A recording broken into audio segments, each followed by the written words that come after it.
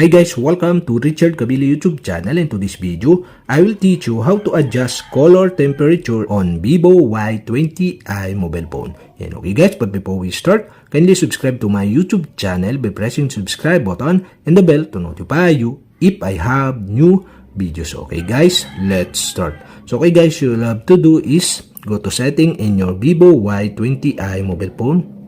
In settings, okay, go to display and brightness.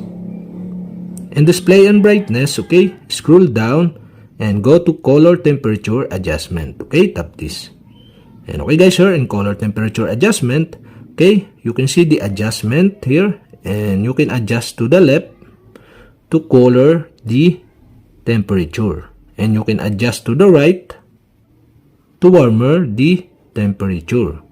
And okay, that's it. Okay, we have successfully adjusted the color temperature adjustment on ViVO Y20i mobile phone. And okay guys, if you have a question, kindly comment below, and don't forget to hit the subscribe button and the bell to notify you if I have new videos. Okay guys, thank you for watching.